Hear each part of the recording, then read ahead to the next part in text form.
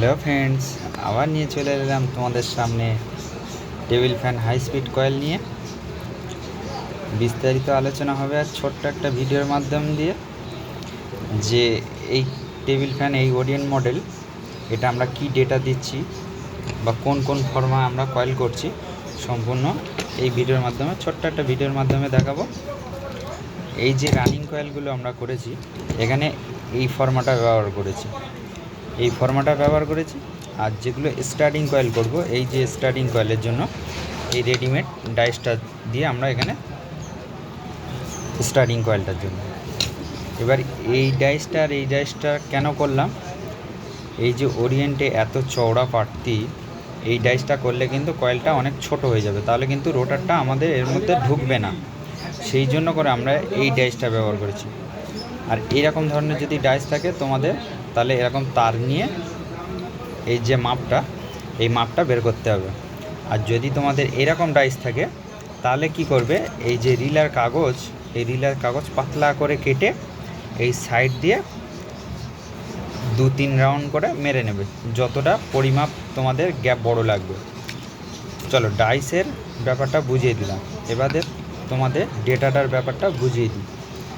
ডেটাটা তোমরা এখানে ভালো করে লক্ষ্য রাখো যে এখানে high speed table fan data, এখানে হচ্ছে রানিং কয়েলে আমি দিয়েছি 34 নম্বরে 440 4 পিস কয়েল, এদিকে 2 পিস, এদিকে 2 পিস, প্রত্যেক কয়েলে 440 করে। স্টার্টিংয়ে এই যে স্টার্টিংয়ের ফর্মাটা দেখালাম, এই ফর্মাতে আমরা যেটা গুটিয়েছি 35 নম্বর ওয়্যার গেজ, এখানে 460, 440 আর 460। হ্যাঁ, মোটা তার বলে এটা মোটা তার, সেই জন্য এখানে 440। এর থেকে এর 20 টান কম, 20 টান 30 টান কম দিলেও মোটা তারের কোনো সমস্যা নেই। আর এখানে পাতলা তারের জন্য এখানে দিয়েছি 460। ডেটাটা অবশ্যই মনে করে রাখবে, আর যদি ডেটাটা ভুলে যাও তাহলে ভিডিওটা সেভ করে রাখতে পারো বা ডাউনলোড করে রাখতে পারো, কোনো সমস্যা নেই। তাহলে ডাইসের বিষয়টা আরেকবার বুঝিয়ে দিই। এই যে ডাইসটা আমরা এখানে মাপ নিয়েছি, এটা কিন্তু ওরিয়েন্টের মোটা পাত্তিটা, সেই জন্য করে আমরা এই ফর্মাতে running coil, are starting coil এই ফর্মাতে। এবার এই ফর্মাতে রানিং কয়েল হয়ে যায় যেগুলো একটু পাতলা গেজের, সেগুলো হয়ে যায়। চলো, এখন কথা না বাড়িয়ে কীভাবে কয়েলগুলো বসাচ্ছি দেখতে হবে। আর প্রত্যেক কয়েলে দেখো 4টে করে গ্যাপ ছেড়ে, আর এটা দুদিকে দুটো লুপ উঠেছে, এই কোণাতে একটা, এই কোণাতে একটা। লুপগুলো অনেকে তুলতে পারে না। আচ্ছা, এইখানে যে আমরা স্টার্টিং কয়েল বসাবো, এদিক থেকেও বসাতে পারি বা এদিক থেকেও বসাতে পারি, কোনো সমস্যা নেই, কোনো দিক থেকে বসালেই হবে। চলো, কীভাবে বসাচ্ছি সম্পূর্ণ দেখতে থাকো। ফার্স্ট আমি কীরকমভাবে নিচ্ছি দেখো, যে কোনো একটা সাইড, এইদিকেও নিতে পারো বা এইদিকেও নিতে পারো, কোনো সমস্যা নেই। এরকম একটু গ্যাপগুলোতে করবে। হ্যাঁ, এখানে আমি 2 রকম পেপার ব্যবহার করছি। এখানে 25-এর পেপার আগে ভরেছি, তারপরে এখানে নিয়ে নিয়েছি ফোল্ডিং পেপার। এগুলোকে পিস করে, যেগুলো আমি বলে থাকি যে পিস করে কাটতে হবে, এটা 5-এর পেপার, 5 ফিলিং পেপার বলা হয়। এই আমি কীভাবে ধরছি, আগে ধরাটা দেখো, আগে ধরার স্টাইলটা দেখো, ধরার স্টাইলটা দেখতে পারলে তবে বুঝে। এবার হচ্ছে এই যে দুটো পেপারে মাঝখানে 2টো আঙুল দিয়ে দিলাম, দিয়ে এটা আঙুলটা দিয়ে আস্তে করে টানবো, টেনে নেব। এই পুরো একদম ইজিভাবে বসানোর চেষ্টা, এই একটু এরকম চেপে দেবো, ওই একা বসে যাবে, অলরেডি বসে যাবে, কেননা এর গ্যাপটা অনেক বড়। আমরা এটাকে বলা হয় ওরিয়েন্ট মডেল। এটা অনেক গ্যাপ বড়। যেগুলো স্কোয়ার পাত্তি, এই যে পাত্তিটা স্কোয়ার পাত্তি, হ্যাঁ, কিছু ক্ষেত্রে দেখা যায় যে গ্যাপটা অনেক ছোট, তখন কিন্তু এই ডেটাটা দেবে না। তখন কি করবে, অবশ্যই টান কমিয়ে দেবে।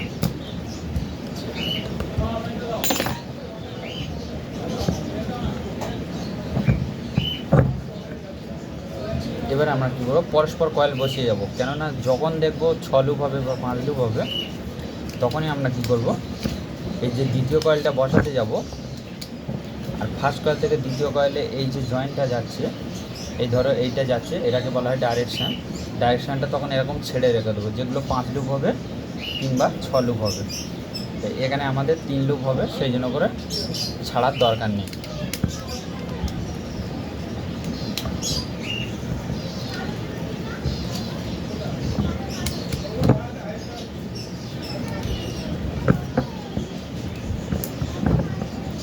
আমি যতটা পারি, যত রকম পারি কয়েলগুলো তোমাদেরকে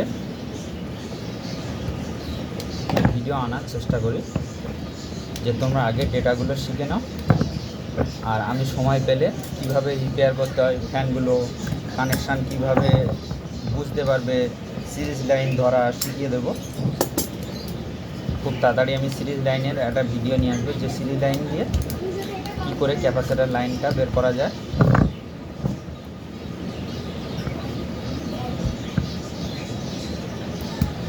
সিরিজ লাইনটা ধরা তোমাদের শিখিয়ে দেবো, যে কীভাবে কানেকশানটা ধরলে বাল্বটা কম জ্বললে কী হয়, বেশি জ্বললে কী হয়, বা কোন তারে কী কানেকশান,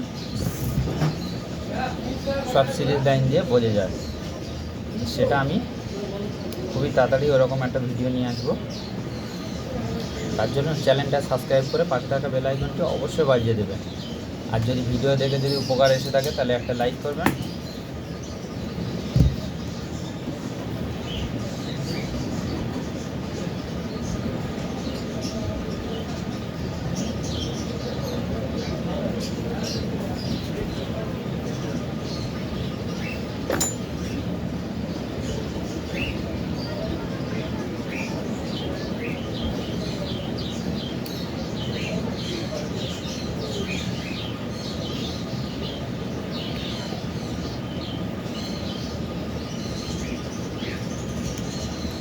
এই যে আমরা সুতোটা বাঁধছি, এই সুতোটা বাঁধলে কী হয়, যে এই সাইডে যখন কয়েলটা বসাবো তখন কিন্তু আর বাঁধা হবে না। তখন এক চান্সে এই যে রানিং স্টার্টিং কয়েলটা যেটা বসালাম, এটা 3 লুপে যখন হবে, এটা শর্ট করে দিলাম আগে থেকে, তাহলে কাজ এক ধার থেকে গুছিয়ে এলাম। তাহলে আমরা এখন কী করবো, এই যে বসিয়েছি এইটা এইভাবে এদিকেও বসিয়ে দেবো।